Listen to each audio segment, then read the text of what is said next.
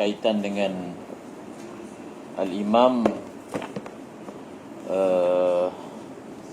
Abul Hasan Al-Asy'ari.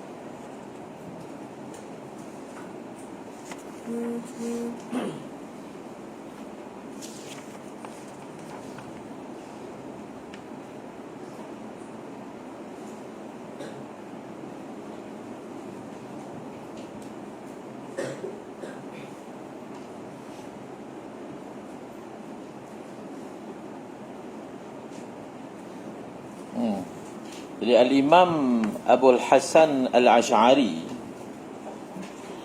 yang namanya adalah Ali bin Ismail Al-Asy'ari. Ali bin Ismail Al-Asy'ari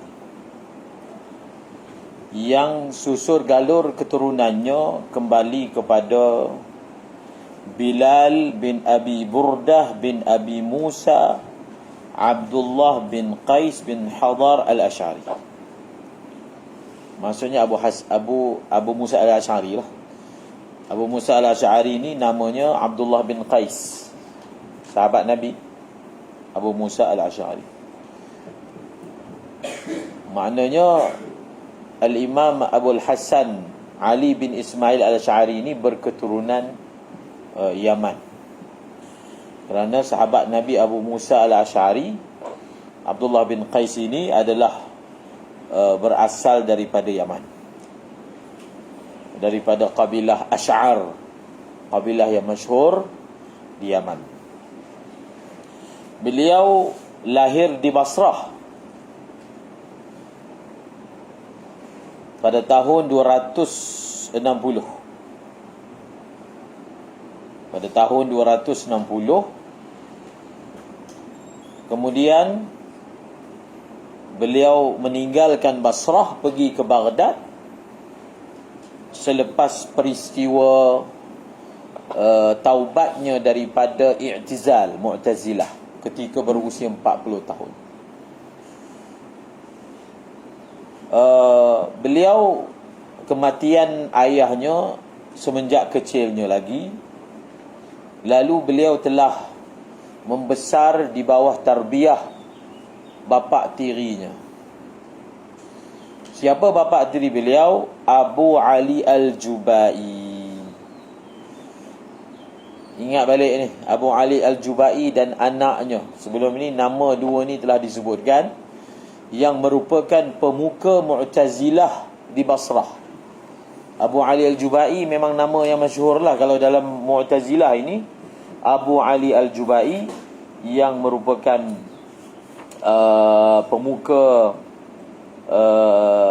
pemuka Mu'tazilah di sana.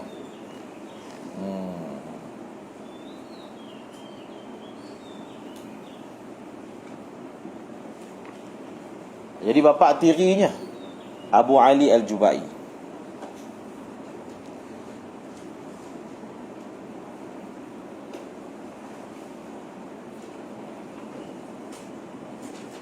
Seperti mana beliau juga mengambil aliran Mu'tazilah ini daripada Asy-Syahham.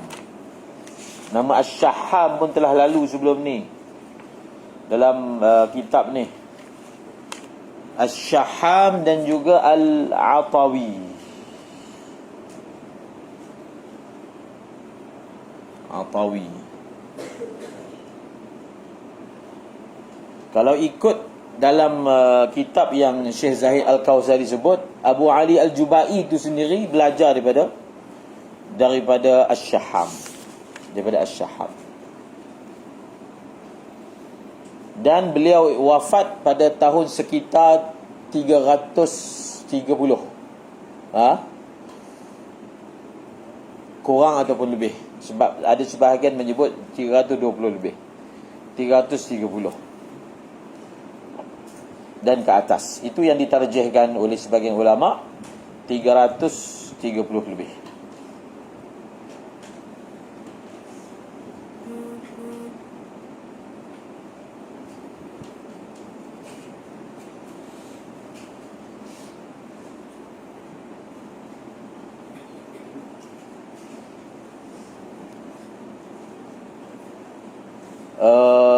Peristiwa taubatnya beliau ini daripada aliran Mu'tazilah ini masyhur.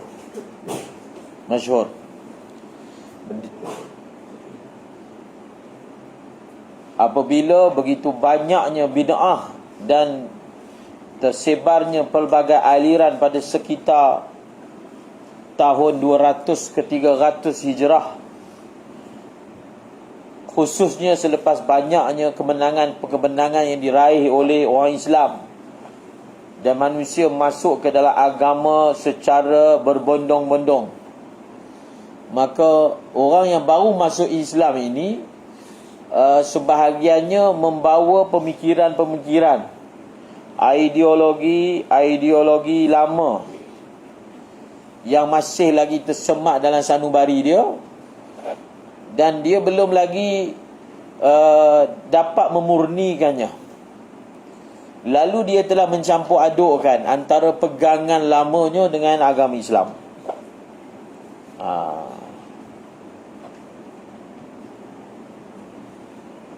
Kalaulah bukan kerana tajdid yang dilakukan, diusahakan oleh Al-Imam Abul Hasan Al-Asy'ari, maka pasti yang akan menguasai dunia Islam pada ketika itu adalah daripada aliran yang sesat. Ini pun telah diberi isyarat sebelum ini. Ada kisah yang masyhur bahawasanya beliau telah bermimpi melihat Rasulullah, lalu dikatakan kepadanya, Rasulullah berkata kepada dia, unsuril madhahibal marwiyata fa innaha al-haqqu. Unsur al-madhahiba al-marwiyata fa innaha al-haqqu.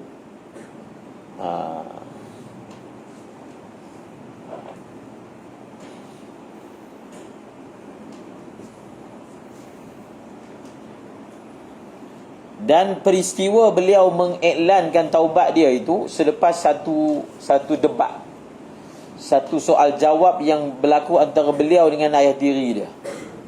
Yang ingat, Abu Ali Jubai ni pemuka Mu'tazilah di Basrah. Jadi berlaku satu dialog tentang satu bab berkaitan dengan akidah pegangan Mu'tazilah, yang akhirnya ayah tiri dia tu tak boleh nak jawab. Selepas peristiwa itu, beliau menyendiri di dalam rumah selama 15 hari. Tak keluar rumah selama 15 hari. Ada satu riwayat kata selama 40 hari. Bila dah selesai beliau berdiam dalam rumah, selepas tempoh sama ada 15 ke 40, beliau keluar daripada rumah dia, pergi ke Masjid Jami' di Basrah dan mengiklankan pada hari Jumaat bahawasanya beliau telah rujuk daripada mazhab Mu'tazilah. Dia naik atas kerusi dan beliau berteriak dengan suara yang kuat. Beliau kata, man arafani faqad arafani. Siapa kenal aku, dia kenal aku. Sebab waktu itu beliau ini bukan pelajar Mu'tazilah ni. Beliau adalah orang yang mana memang tokoh juga dalam Mu'tazilah yang menguasai yang lain. Dia laju, kan? Apatah lagi berbapak tirikan kepada pemuka Mu'tazilah pada ketika itu. Maka beliau telah mengiklankan rujuknya dengan katanya, man arafani faqad arafani wa man lam ya'rifni fa ana fulanun kuntu aqulu bi khalqil Quran wa anna Allah ta'ala la tarahu al-absar fil akhirah wa anna af'ala syarr ana fa'iluha wa ana taibun muqli'un mu'taqidun lirraddi 'ala al-mu'tazilah. Ini dalam Ibnu Khallikan Wafayatul A'yan. Dia kata man 'arafani faqad 'arafani wa man lam ya'rifni fa ana fulan. Siapa yang tak kenal aku, aku adalah si fulan. Kuntu aqulu bi khalqil Quran. Dulu ni aku beriktikad dengan iktikad Al-Quran ni adalah makhluk. Mu'tazilah lah. Wa anna Allah Ta'ala la tarahu al-absar fil akhirah. Dan aku beriktikad Allah tidak boleh dilihat oleh mata di hari akhirat. Ni pun Mu'tazilah punya akidah. Iaitu mereka beriktikad apa? Akidah Mu'tazilah ni dipanggil nafyu ar-ru'yah. Menafikan kebolehan untuk melihat Allah di hari akhirat, seperti mana di dunia tak boleh. Yang ketiga, wa anna af'ala syarri ana fa'iluha. Dulu aku beriktikad semua perbuatan buruk aku yang cipta. Ini pun Mu'tazilah juga, faham? Mu'tazilah berkata manusia mencipta perbuatan buruknya. Perbuatan baik Allah cipta, perbuatan buruk kita yang cipta. Kita yang khaliq kepada perbuatan tu. Wallahu khalaqakum, ini i'tiqad kita. Wallahu khalaqakum wa ma ta'malun. Allah cipta zat kamu dan Allah cipta perbuatan kamu. Ma tu umum. Sama ada perbuatan kamu itu khair, Allah yang cipta. Sama ada perbuatan itu syar, pun Allah cipta. Faham? Mu'tazilah tak. Af'alu syar ana fa'iluha. Aku yang cipta, aku yang buat. Faham? Kemudian beliau telah iklan, beliau kata ana taibun muqli'un mu'taqidun. Aku bertaubat, aku tinggalkan semua yang aku pegang selama ini dan aku beriktikad dan untuk melawan, menolak Mu'tazilah selepas hari ini. Faham? Jadi selepas itu beliau pula kembali. Jadi bila beliau ini membantah, menolak, menyanggah Mu'tazilah, hujahnya jadi kuat sebab memang beliau ini duduk dalam dunia tu sebelum ni. Bukan biasa-biasa berada di puncak. Dia tahu segala-galanya tentang masalah Mu'tazilah ni, segala hujahnya dan seumpamanya. Satu tambih yang perlu dia beri perhatian, saya pernah sebut kan, salah satu, dan sebenarnya kita duk baca selama ni, dipanggil Tarikhul Firaq, sejarah aliran-aliran ni sesat.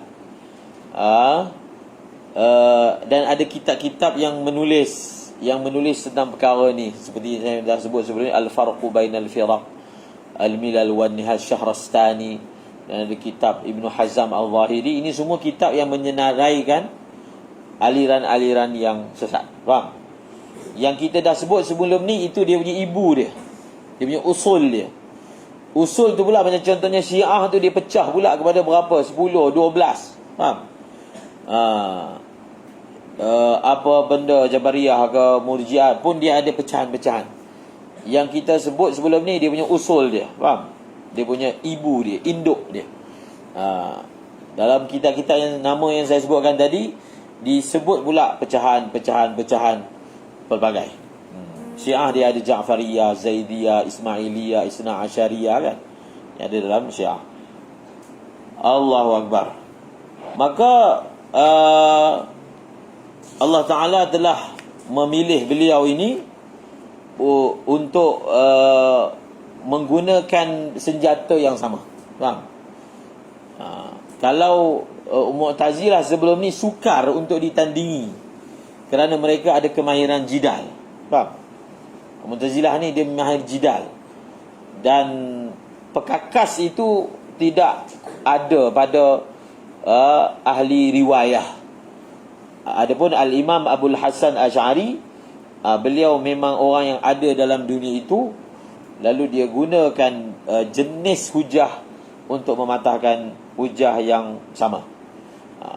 Okey, sebelum kita pergi seterusnya ni tentang Al-Imam Abul Hasan Al-Asy'ari, dan kita telah relatekan sebelum ni bahawasanya kitab yang kita nak belajar ni, Aqidah Tahawiyah, adalah kitab yang wujud semasa aliran ataupun konsep yang digagaskan oleh Al-Imam Abu Asy'ari dah ada. Kerana Al-Imam Tahawi ni wafat pada tahun berapa? 300 berapa? Ingat pula 300 mana Abu Hasan Asy'ari, apa Imam Tahawi berapa? Bagi dah itu 300 21. Yalah 321.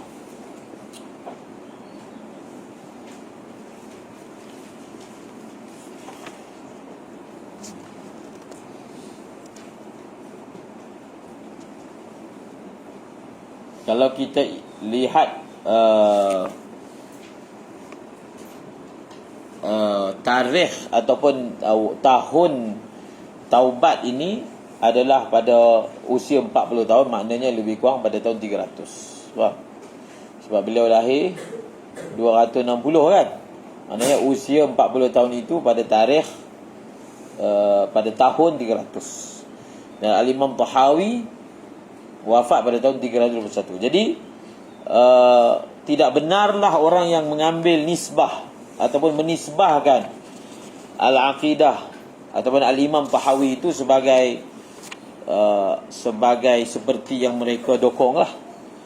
Okey. Allahumma salli ala sayyidina Muhammad. Jadi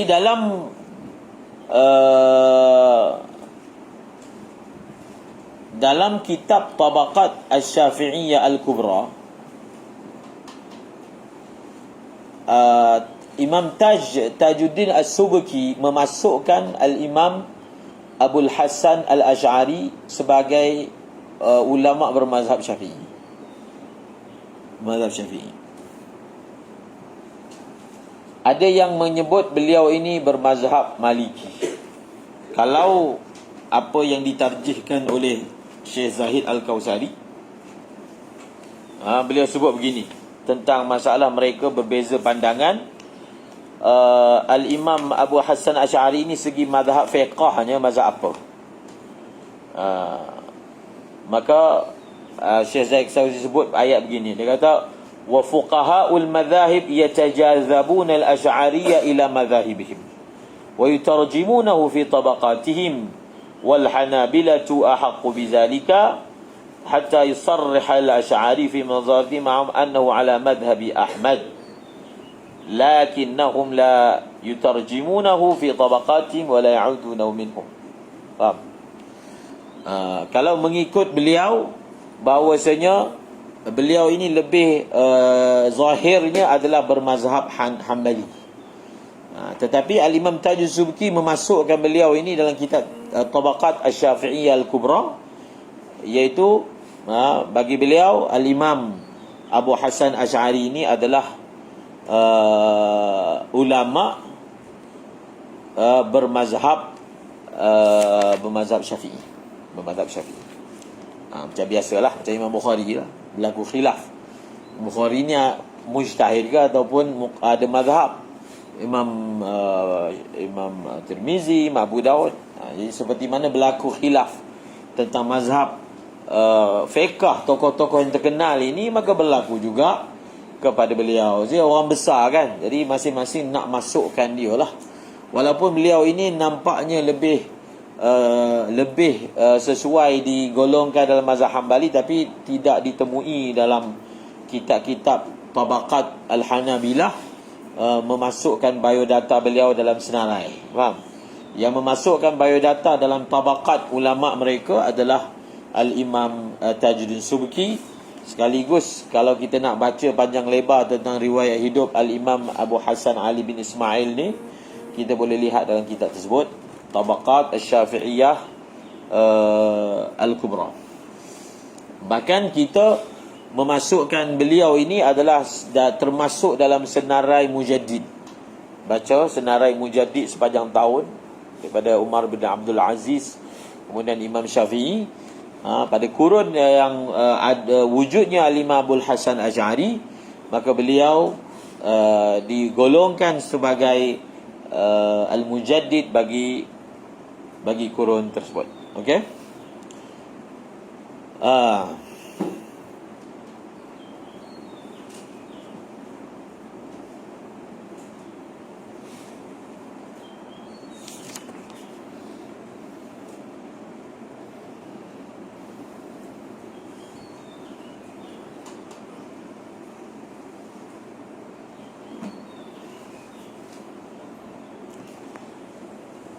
Sebahagian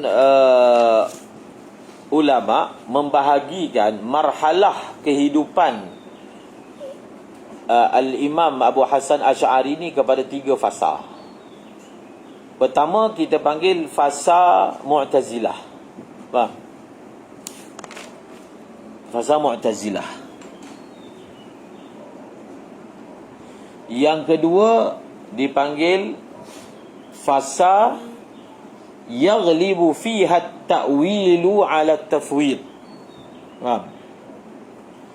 Dan fasa yang ketiga yaghlibu fiha at-tafwidu 'ala at-ta'wil.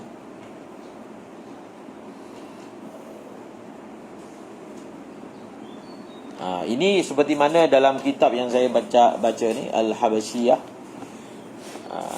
Dia untuk merungkai, sebab kita dapati dalam kitab-kitab karangan beliau ini ada pelbagai ada perbezaan jenis penulisan. Ada penulisan kecenderungannya dalam bentuk takwil, iaitu dimasukkan ayat-ayat sifat. Dan ada sebahagian kitab pula seperti masyhurlah Al-Ibanah itu, yang ghalibnya adalah at-tafwid 'ala at-ta'wil. Maka bagaimana pembahasan dia? Pembahasan dia adalah fasa pertama itu yang disebut tadi, yaghlibu fiha at-ta'wilu 'ala at-tafwid. Yang kedua ataupun yang ketiga adalah yaghlibu fiha at-tafwidu 'ala at-ta'wil. 'Ala at-ta'wil.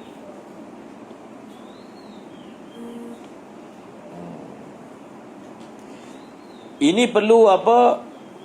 Difahami dengan cermat. Sebab selalu diangkat kitab Al-Ibanah, karangan Al-Imam Abul Hasan Al-Asy'ari itu, sebagai apa, mereka mendakwa Al-Imam Abu Hasan Al-Asy'ari akhir hidup dia, beliau telah rujuk. Faham? Mula-mula dia berpegang dengan ilmu kalam ni, kemudian beliau taubat 2 kali. Pertama taubat daripada Mu'tazilah, yang kedua taubat daripada mutakallimin. Akhir sekali barulah jadi sunnah. Faham? Sunnah itu maksudnya mengatakan Allah ada tangan. Itu yang dimasukkan sunnah oleh mereka lah. Jadi kita kata memang betul ada 2 fasa. Tapi fasa yang ketiga itu bukanlah fasa isbat. Dia panggil isbat. Dia panggil fasa tafwid. Yang kita akan bahaskan, tulis je nama tu. Tawil dan tafwid ni memang pembahasan yang terlalu besar, yang sampai sekarang tak habis-habis. Tafwid, tawil. Jadi fasa yang kedua ni, bagi mereka yang mana mencaci Asy'ariyah ini, mendakwa Al-Imam Abu Hasan yang kamu dok pegang sekarang ni adalah fasa yang kedua, sedangkan imam kamu dah taubat dah pergi ke fasa yang sunnah ni. Faham? Jadi fasa yang kedua ini adalah dipanggil fasa Abdullah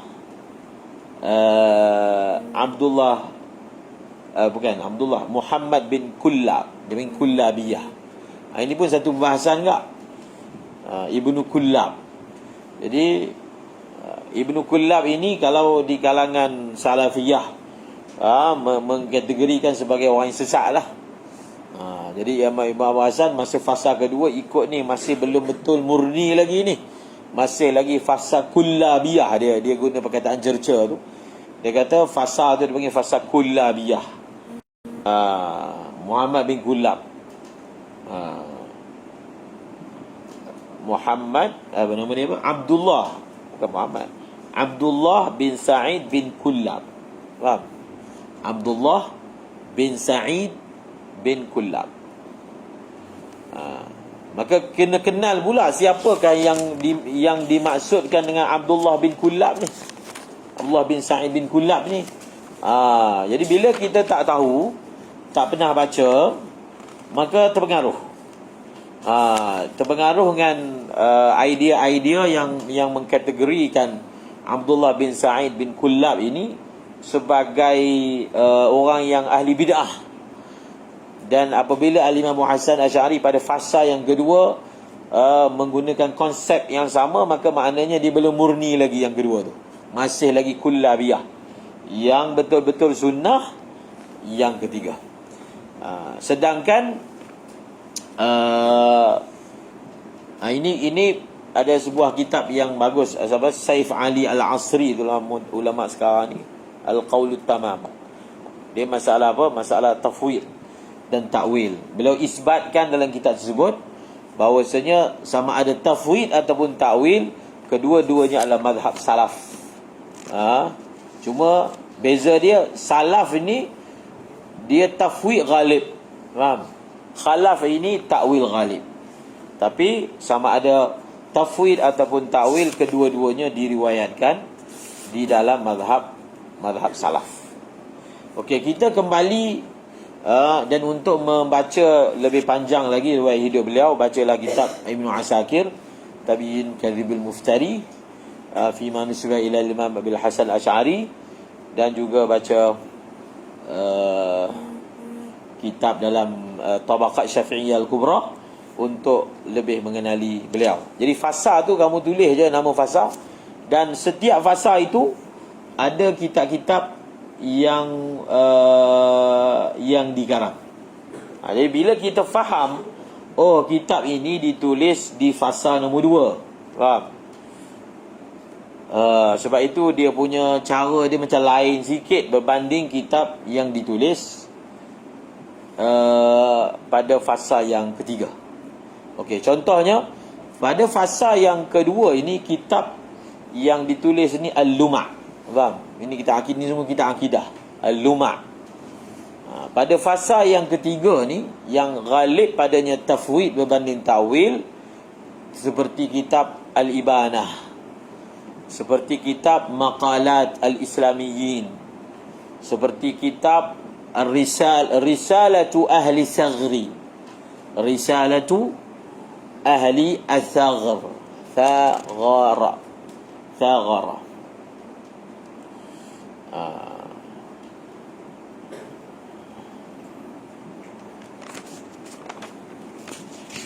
Risalatu Ahli Saghri, Maqalat Islamiyyin, dan juga Allahumma salli ala Sayyidina Muhammad, Al-Ibanah.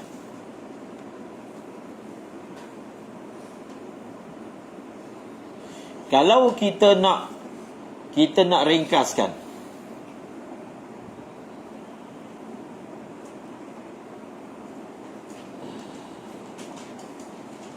maka kita kata beliau hanya melalui 2 fasa saja. Pertama, fasa Taurul I'tizal, dan fasa yang kedua adalah Taurus Sunnah. Faham? Taurul I'tizal, Taurus Sunnah. Ini tajuk ni bukan biasa ni. Banyak orang terpengaruh dengan Wahabi lah, mudah bahasanya. Lalu dia momokkan bahawasanya Imam Abu Hasan yang sebenarnya macam kami lah, iaitu fasa yang terakhir. Allahu Akbar. Jadi Taurus Sunnah itu dia ada 2 pula. Taurus Sunnah atau fasa sunnah tu ada 2 macam saya sebut tadi lah. Yaghlibu, yang fasa pertama, yaghlibu fihi at-ta'wilu ala tafwid. Fasa seterusnya, yaghlibu fihi at-tafwidu ala ta'wil.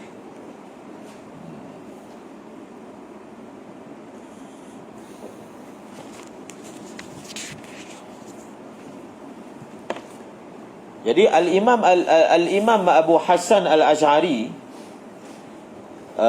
legasi beliau ini telah dikembangkan oleh anak-anak murid dia. Anak-anak murid dia telah tersebar di mana? Di Iraq, di Khurasan, di Syam, di belah Maghrib sana. Faham? Telah pergi, telah tersebar dan melangsungkan gagasan yang beliau telah gagaskan.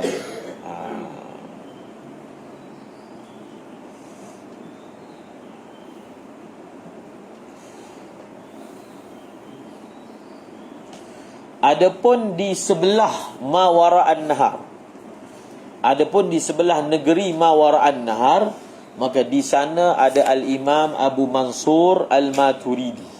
Faham? Ada Imam Abu Mansur Al-Maturidi.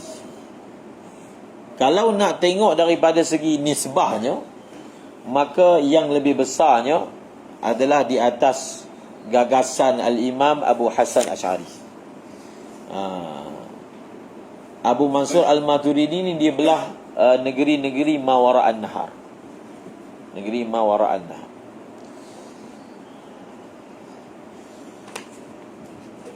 Sekarang ni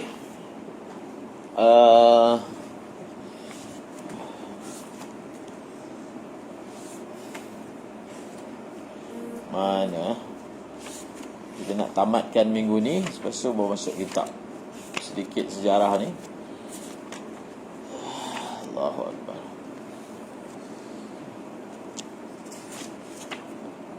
Antara tokoh yang besar lah dalam kalangan mutakallimin ni adalah Al-Imam Al-Juwaini, Al-Imamul Haramain. Faham? Al-Imamul Haramain, Al-Imam Al-Bulqini. Jadi kamu perlu Qadhi Abu Bakar bukan Bulqini, Baqillani, tidak. Bulqini ulama fiqh. Al-Baqillani.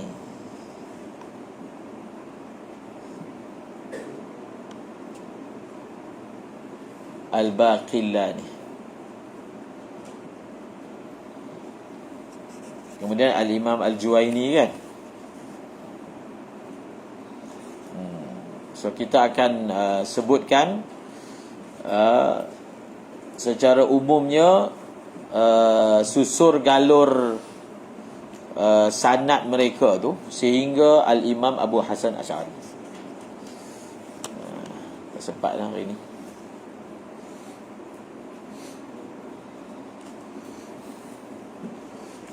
Esok lah.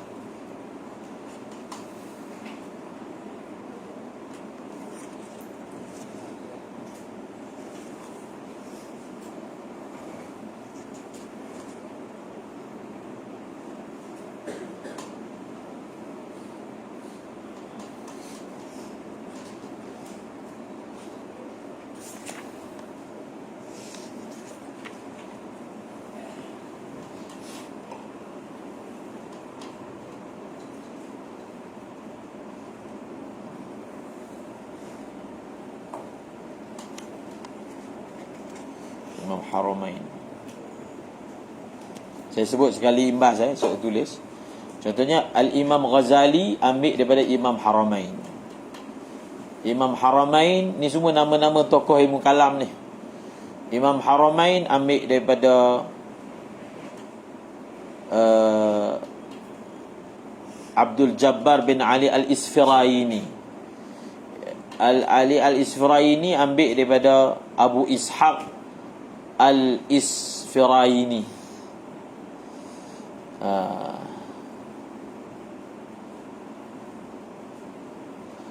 Kemudian Abu Ishaq Al-Isfiraini, Ibnu Furaq Al-Baqillani diambil daripada siapa?